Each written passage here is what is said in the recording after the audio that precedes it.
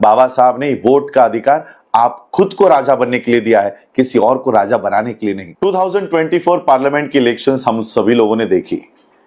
ये इलेक्शंस पूरी तरह से कॉन्सेंट्रेटेड थी संविधान को लेकर।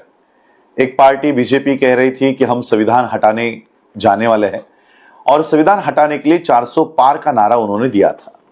दूसरी पार्टी कांग्रेस कह रही थी कि हम संविधान बचाने की लड़ाई कर रहे हैं और संविधान बचाने के लिए हमें ज्यादा से ज्यादा वोट दीजिएगा। एक तरफ एक पार्टी कह रही थी कि संविधान हटाएंगे, दूसरी पार्टी कह रही थी कि संविधान बचाएंगे। अब बीजेपी हारने के बाद वो कह रहे कि कांग्रेस ने एक फेक नैरेटिव तैयार किया कि हम संविधान हटाने वाले हैं, जबकि खुद आनंद हेगड़े ये कह रहे थे कि 400 पार जाना है क्योंकि संविधान हटाना है। महाराष्ट्र की पंकजा मुंडे कह रहे थे कि हमें संसद में ज्यादा से ज्यादा संख्या में जाना है ताकि हम संविधान हटा सके। खुद नरेंद्र मोदी ने संसद में ये खड़े रहकर स्पीच दिया है कि 400 नहीं तो हम 370 तो ला ही रहे ताकि हम संविधान हटा सके। तो ये फेक नैरेटिव है, ये बीजेपी बोल नहीं सकती। हाँ, लेकिन फेक नैरेटिव है।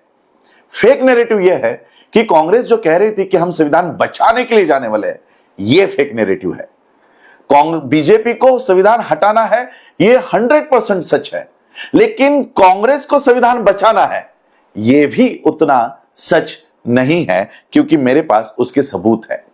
ये 2 दिन पहले भारत के संसद में कानून बनने जा रहा है, 1 nation 1 election. Government considering 3 bills to implement 1 nation 1 election plan. Bharat सरकार इस देश में 1 नेशन 1 इलेक्शन लाने जा रही है और इसके लिए उनको भारत के संविधान में 3 मेजर अमेंडमेंट्स करने हैं, जिसकी परमिशन संसद में दी गई है। Article 82, article 83 and article 327। ये 3 आर्टिकल्स में पिछले हफ्ते में बहुत बड़े अमेंडमेंट्स भारत में हो रहे हैं। अब मुझे बताओ, जो कांग्रेस ये कह रही थी कि हमें संविधान बचाने के लिए अंदर जाना है, ये अमेंडमेंट्स जब हो रहे थे तब राहुल बाबा क्या सो रहे थे? इसका मतलब फेक नैरेटिव ये है कि इनको संविधान बचाना है। ये फेक नैरेटिव है और इस फेक नैरेटिव में हम लोग फंस गए। भारत के लोग, महाराष्ट्र के लोग फंस गए। महाराष्ट्र का उदाहरण देना चाहूंगा। 2024 में एमवीए के अगेंस्ट जो वीवीए खड़ी थी प्रकाश अंबेडकर जी के नेतृत्व में, इनके 50 लाख वोट पे से ये 10 लाख वोट्स पे आ गए। इसका मतलब 40 लाख वोट्स ये उद्धव, शरद पवार और राहुल गांधी इनको पड़े हैं। इसका मतलब है 40 लाख वोट्स हमारे चले गए संविधान बचाने की दुहाई के लिए। लेकिन अब जब संविधान सही में खतरे में है तो ये आवाज तक नहीं उठा रहे। बहन जी के भी वोट्स शिफ्ट हो गए। इसमें दोष कहीं ना कहीं हमारा भी है। हमारे इन नेताओं ने क्रेडिबिलिटी अपनी लॉस्ट कर दी है। इनका विश्वास कहीं ना कहीं समाज का विश्वास उठ गया है इन पे से और इसलिए ये वोट्स जा रहे हैं।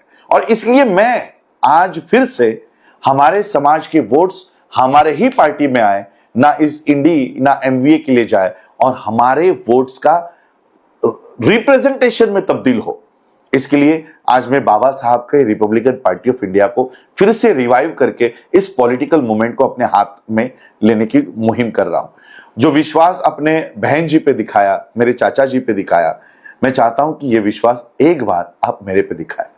याद रखिएगा, मैं उस डीएनए से हूं जिस डीएनए ने इस देश में 2500 साल की गुलामगिरी को 60 साल के उनके जीवन कार्यकाल में खत्म कर दिया। उस डीएनए को लेकर मैं चल रहा हूं। हमारे महाराष्ट्र के बौद्धों को मैं ये अपील करना चाहूंगा कि जो विश्वास अपने बाला साहब पे दिखाया, एक विश्वास इस बार महाराष्ट्र के असेंबलीज में मुझ पे दिखाइए, ताकि बाबा साहब ने जो रिजर्व सीट्स गांधी के जान के बदले में हमको हासिल करके दी है, उस रिजर्व सीट्स पर आज बीजेपी का और कांग्रेस का कब्जा है। क्या इनको नैतिक अधिकार है? अरे गांधी जी के जान के बदले में, प्राण के बदले में आपने हमको ये सीट्स दी है, वो सीट्स भी आप हमसे चुरा रहे हो। बीजेपी संविधान हटाना चाहती है और उसी संविधान की सीट्स आप हमसे चुरा रहे हो। और इसलिए इन सीटों पर मैं अपने उम्मीदवार, बौद्धों के उम्मीदवार, अंबेडकरिज्म के उम्मीदवार, जो बाबा साहब को मानते हैं, ऐसे उम्मीदवारों को खड़ा करके इनको महाराष्ट्र के असेंबलीज में भेजने की मुहिम खड़ा कर रहा हूं। सारे 29 के 29 सीट्स में लड़ाने वाला हूं और इसलिए सारे बौद्धों को मैं ये अपील करना चाहता हूं, एक भी वोट जाति के नाम पर, धर्म के नाम पर, खून के नाम पर हमें अब बांटने नहीं है। जो विश्वास ऑलरेडी जिन्होंने गवा दिया है, फिर से वो अगर विश्वास हासिल करके हमारे वोट खत्म करना चाहते हैं तो इसको हमको कहीं ना कहीं रोकना होगा। आपका एक एक वोट आपके प्रतिनिधि को चुनने के लिए डालना चाहिए, ना कि किसी और को जितवाने के लिए। बाबा साहब ने वोट का अधिकार आप खुद को राजा बनने के लिए दिया है, किसी और को राजा बनाने के लिए नहीं। इस वोट का अधिकार का इस्तेमाल ठीक से कीजिएगा। इतना ही कहना चाहता हूं, बस इतना ही अपील करता हूं। जय भीम, नमो बुद्धाय, जय भारत, जय संविधान।